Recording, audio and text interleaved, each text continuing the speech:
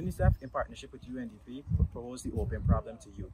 How do we ensure that marginalized youth continue education and training?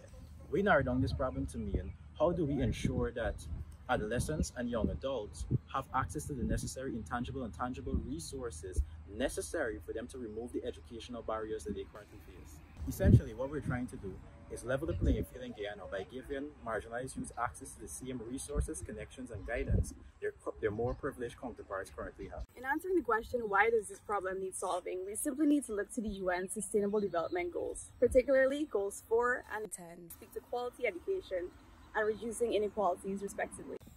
Inequality is a threat to long-term socioeconomic development that destroys people's sense of self-worth. On the brighter side, we know that education fuels upward mobility and is essential to breaking the cycle that is intergenerational poverty. Education is also the key that unlocks a more tolerant, peaceful society, a society that Guyana currently yearns for. And with the COVID-19 pandemic, never before have so many kids been out of school, impeding their growth and development, especially the most disadvantaged. These youth are in dire need of an alternative learning platform, one that tackles the connectivity gap and that facilitates inclusive learning. In this time of crisis, we must take the opportunity to invest in ideas that can turn the tide on inequality and ensure a life of dignity for all.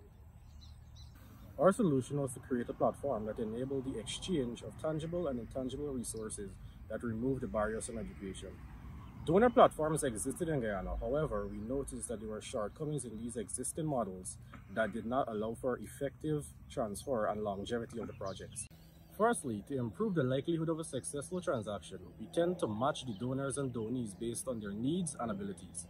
This allowed us to effectively incorporate an intangible aspect of the platform where people with the necessary skills and experiences could guide people who needed these skills and experiences. Additionally, we know that it is more likely for a person to render assistance and help to a person that they can deeply connect with and understand on an emotional level. Secondly, we at UNGGY understand that maintaining a donor platform and encouraging donations is a continuous battle. Thus, we opted to incorporate systems that encourage people to donate constantly by giving them positive feedback and letting them know that they're making a change. Thirdly, we at UNGGY noted that donor platforms that are online tend to disproportionately serve people who are wealthy enough to have internet connections. Thus, we opted to incorporate a referral system where people without internet connections will be included. We wanted to make sure that those that are most marginalized got the benefit that they deserve from our platform. Finally, we at UNGGY opted to incorporate a data visualization aspect so that we can provide data to our policymakers so they know exactly where help is needed and provide assistance to those communities that are most vulnerable. Why are we fit to solve this problem? UNGGY is a team composed of seasoned computer scientists and economic students from various socio-economic backgrounds. This means that not only do we have the experience necessary to develop the product, but we also have the life experience that is necessary to understand and connect with the problem. This means that we have a deep emotional connection to solving the problem and the necessary experiences to know what is needed for these youths to advance. We believe that our dedication to solving the problem is just as important or even more important than the fact that we have the requisite technical skills. Foremost, seed funding from the Generational Unlimited Youth Challenge will be used to maximize the impact of our referral system.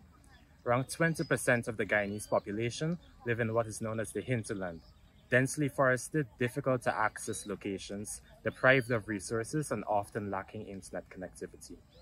Our team will not only be able to facilitate the costs of organizing youth outreach efforts, but also finance an aggressive marketing campaign until we have enough data to inform policies.